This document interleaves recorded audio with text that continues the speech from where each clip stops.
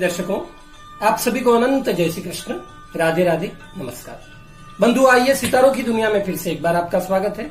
आज का हमारा विषय है निर्जला एकादशी। हाँ बंधुओं, निर्जला एकादशी या भीमसेनी एकादशी एक ही बात है। ये व्रत, ये उपवास किस तरह हो, इसकी विधि क्या है, इसका फल क्या है, इसमें क्या क्या सावधानियां होनी चाहिए, इन सभी विषय वस्तु का संक्षिप्त विशुद्ध विवेचन लेकर हम आपके मध्य उपस्थित हैं। बंधुओं, यह व्रत बड़ा ही कठिन है। इस व्रत में जल का त्याग करना पड़ता है। अतः बालक, वृद्ध, रोगी, गर्भवती स्त्री, दुर्बल स्त्री इस व्रत को न करे, और करना ही चाहे तो जल पीकर, फल खाकर, दूध से बनी हुई मिठाई को खाकर इस व्रत को करें। इसमें कोई दोष नहीं लगता। आइए व्रत की विधि जान लेते हैं। एकादशी के एक दिन पूर्व दशमी को व्रत रखें। उस दिन दोपहर में भोजन करें, सायंकाल भोजन न करें, फल खा लें। एकादशी की प्रातः सूर्योदय से लेकर द्वादशी के सूर्योदय पर्यंत अन्न और जल का बिल्कुल त्याग कर दें। एकादशी को जल्दी उठकर नित्य कर्म से निवृत्त होकर भगवान सूर्य को अर्घ्य दें। श्री विष्णु और लक्ष्मी जी की पूजा करें। उन्हें पीले वस्त्र धारण कराएं, स्वयं भी पीले वस्त्र पहने, पीले पुष्प चढ़ाएं और उन्हें पीली मिठाई का भोग लगाएं। इसके उपरांत ओम नमो भगवते वासुदेवाय की एक माला करें। एकादशी की पुण्यशाली कथा सुने, आरती करें। उसके बाद अपने अन्य कार्यों में प्रवृत्त हो जाएं। रात्रि में जागरण रखें। द्वादशी को जल्दी जगकर नित्य कर्म के उपरांत, सूर्यार्घ्य के उपरांत विधिवत एकादशी की भांति भगवान विष्णु लक्ष्मी की पुनः पूजा करें और ब्राह्मणों को भोज दें। ब्राह्मणों को भोजन कराने के बाद कुछ पेय पदार्थ लें और 12 बजे अभिजीत मुहूर्त निकल जाने के उपरांत आप भोजन करें। किंतु ये ध्यान रहे कि एकादशी व्रत का पारणा द्वादशी में हो जाना चाहिए। निर्जला एकादशी व्रत उपवास में रखी जाने वाली सावधानियां।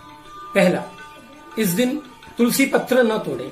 यदि पूजन में आवश्यक है तो 2 दिन पहले तोड़कर रख लें, क्योंकि तुलसी माता स्वयं निर्जला का व्रत रखती हैं।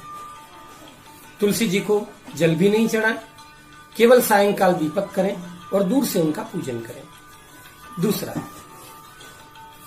इस दिन तामसी भोजन, प्याज, लहसुन, मूली, इन सब का प्रयोग घर में नहीं होना चाहिए। तीसरा, किसी भी प्रकार के चावल, सामा, मोरैया की खिचड़ी, ये एकादशी के दिन अपने घर में न बनाएं, क्योंकि एकादशी को चावल खाना वर्जित है। वैसे तो एकादशी के दिन अन्न भी नहीं खाना चाहिए, फिर भी चावल का प्रयोग कम से कम न करें। चौथा, इस दिन काम में आने वाली पूजन सामग्री बिल्कुल शुद्ध हो, आपके वस्त्र स्वच्छ हो, पूरी शुचिता के साथ इस दिन भगवान का पूजन करें। पांचवा, जो निर्जला व्रत नहीं रख सकते, जिनका जल पीना, फलाहार करना आवश्यक है, वो ध्यान रखें। प्रातः जल्दी जगें, स्नान ध्यान के उपरांत एक कलश में जल भरकर उसके ऊपर वस्त्र, चीनी, दक्षिणा रखकर किसी जरूरतमंद या ब्राह्मण को दान दें। उसके उपरांत फल तथा दूध की मिठाई इत्यादि लेकर भी आप व्रत को कर सकते हैं। आपको पूरा पुण्य प्राप्त होगा। छठा, व्रत धारण करने वाले को क्रोध नहीं करना है, निंदा से बचना है। ब्रह्मचर्य का पालन करते हुए रात्रि में जागरण करके यजन करना चाहिए, ऐसा शास्त्रों का मत है। सातवां, इस दिन हल्दी का प्रयोग किसी भी स्थिति में न करें। अब निर्जला एकादशी की पुण्यशाली कथा का श्रवण करें। सूत जी महाराज कहते हैं, हे मुनियों, एक समय की बात है, भगवान कृष्ण द्वैपायन व्यास जी महाराज पांडवों के यहाँ जाते हैं। पांडव उनसे भक्ति पूर्वक एकादशी का महात्म्य पूछते हैं। तब व्यास जी धर्म, अर्थ, काम, मोक्ष सभी फलों को प्रदान करने वाली पुण्यशाली एकादशी का संकल्प द्रौपदी, कुंती सहित समस्त पांडवों को कराते हैं। तब बलवान भीम उनसे प्रार्थना करते हैं, हे मुनिवर, आपने एक पक्ष में एक दिन निराहार रहकर व्रत का विधान बताया है, किंतु मुनिवर ये तो मैं व्रत नहीं कर सकता, क्योंकि मुझसे तो एक प्रहर भी भूखा नहीं रहा जाता, क्योंकि मेरे भीतर व्रत नाम की अग्नि दहकती रहती है, जिसको शांत करने के लिए मुझे कई लोगों का भोजन बहुत बार करना पड़ता है। अतः मैं तो इस पुण्यशाली व्रत से वंचित ही रह गया मुनिवर। व्यास जी हंसकर कहते हैं, हे कौन्तेय, चिंता न करो। धर्म की यही विशेषता है कि धर्म सबको धारण ही नहीं करता, बल्कि सबके योग्य व्रत, विधान, उपवास, नियम का सहज साधन उपलब्ध कराता है। अतः तुम ज्येष्ठ मास के शुक्ल पक्ष की एकादशी को निर्जल रहकर व्रत करो। ऐसा करने से तुम्हें वर्ष भर की समस्त एकादशियों का फल प्राप्त होगा। मैंने भगवान विष्णु के मुख से सुना है कि जो निर्जला एकादशी पर जल नहीं पीते उन्हें विष्णुलोक प्राप्त होता है।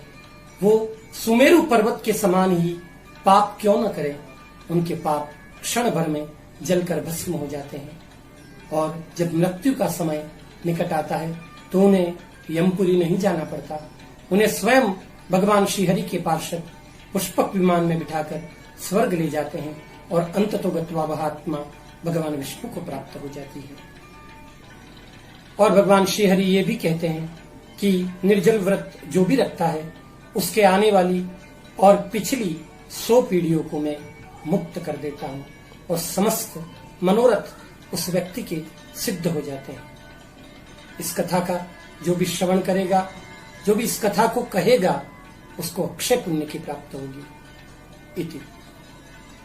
आज के लिए बस इतना ही।